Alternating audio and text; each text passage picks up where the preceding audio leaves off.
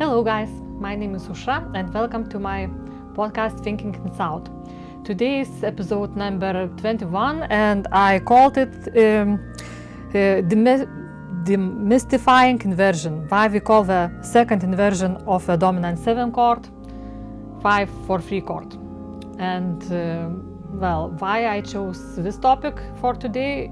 Because one of our Total Organist students who follows me and plays along with me my harmony exercise asked me specifically about this chord.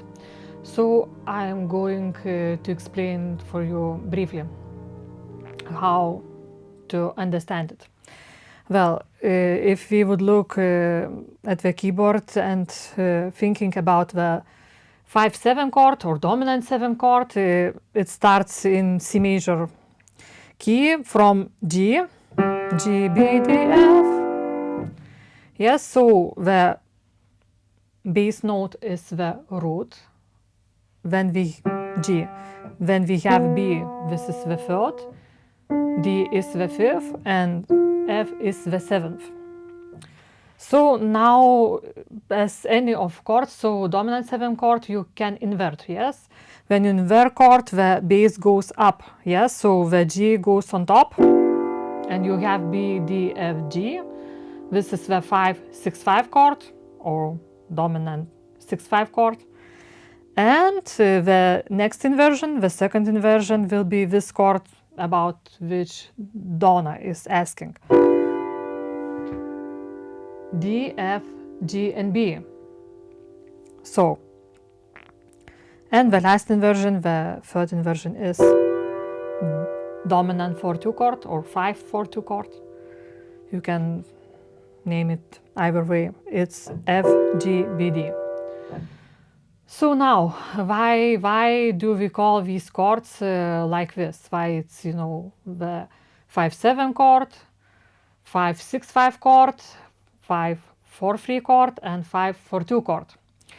It's all related with the intervals, because the interval is the crucial thing for the music theory. And I will explain all it for you after a short break, because I really need to drink some water from our beautiful Secrets of Organ Playing mug.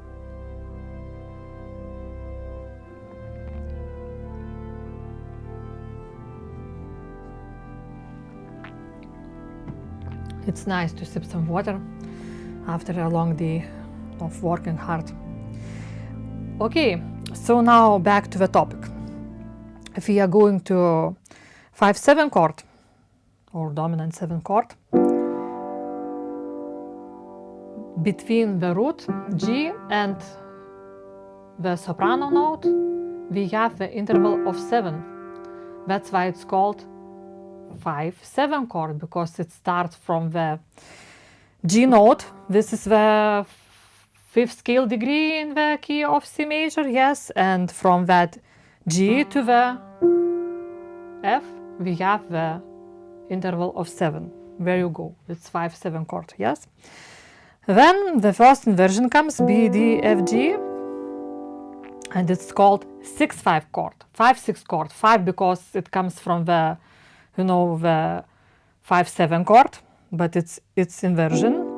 And if you look carefully from the bass note to the soprano note, we have the interval of the 6. There you go, it's 6, yes.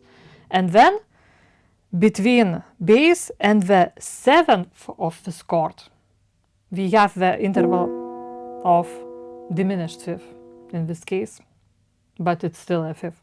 So that's why the whole chord is called 5-6-5 chord. And here comes that inversion, the second inversion, D, F, G, and B. And this is, Dawn's question, Dawn's chord that she was concerned about. We have D at the bass, yes.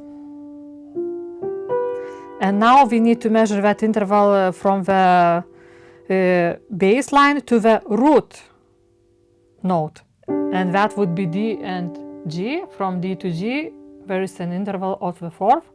That's why the first number is 5, 4, and from the bass to the 7th of this chord is the interval of the third. So there you go. It's 5, 4, 3 chord.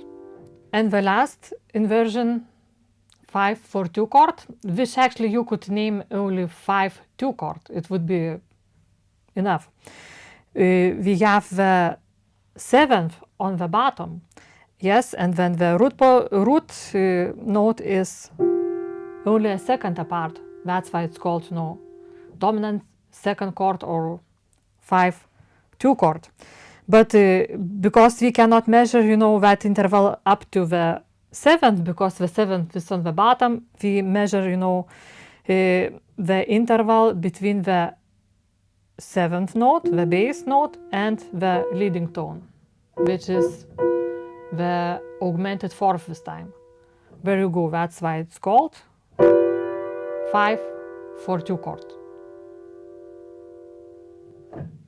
So I hope, guys, that I explained it clearly, and if you have further questions, don't hesitate to ask.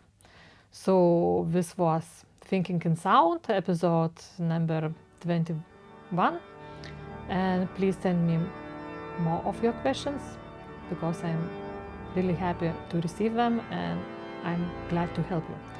Thank you for watching, and I'll see you next week in my next episode. Bye bye.